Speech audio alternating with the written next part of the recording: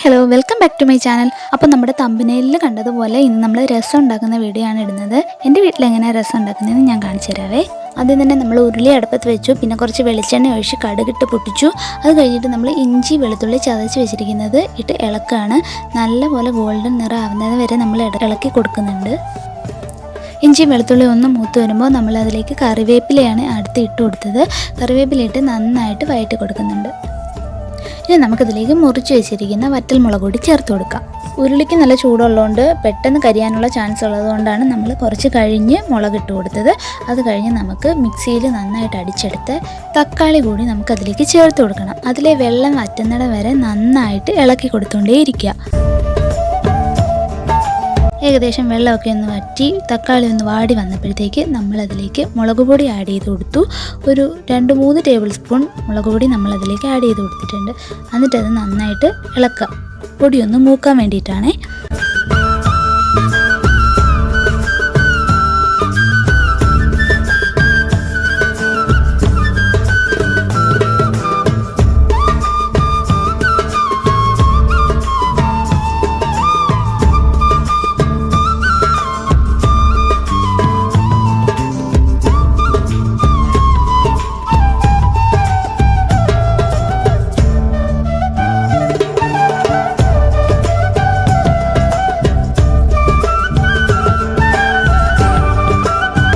ഇനി നമുക്കിതിലേക്ക് രസപ്പൊടി കൂടി ചേർത്ത് കൊടുക്കേണ്ടതുണ്ട്. രസപ്പൊടി ഇട്ടതിന് ശേഷം നന്നായിട്ട് കൈവിടാതെ ഇളക്കിക്കൊണ്ടിരിക്കണം.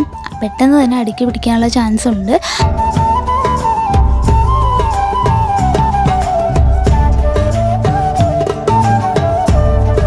അതൊന്ന് മൂത്ത് വന്നതിന് ശേഷം നമുക്കിനി ഇതിലേക്ക് പുളിവെള്ളമാണ് ആഡ് ചെയ്ത് കൊടുക്കാനുള്ളത്.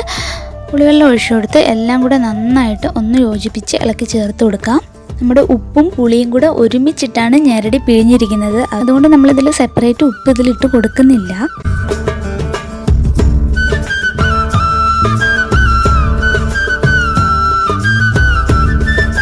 നമ്മുടെ രസത്തിന് കറക്റ്റ് പുളിയാണോ എന്ന് എല്ലാവരും ഒന്ന് ടേസ്റ്റ് ചെയ്ത് നോക്കണേ ഇതിൻ്റെ ഇടയ്ക്ക്. അപ്പോൾ അച്ഛൻ ഒന്ന് ടേസ്റ്റ് ചെയ്ത് നോക്കിയപ്പോൾ കുറച്ച് പുളിയുടെ കുറവുണ്ട്. അപ്പോൾ ഞങ്ങൾ കുറച്ചുകൂടി പുളിവെള്ളം കൂടി ചേർത്ത് കൊടുക്കുന്നുണ്ട്. പിന്നെ അത് കഴിഞ്ഞിട്ട് മല്ലിയില ഇട്ട് കൊടുത്തു. അപ്പം സംഭവം കഴിഞ്ഞു. ഇനി രണ്ട് ഇൻഗ്രീഡിയൻ്റ് കൂടെ ഇടാനുള്ളൂ.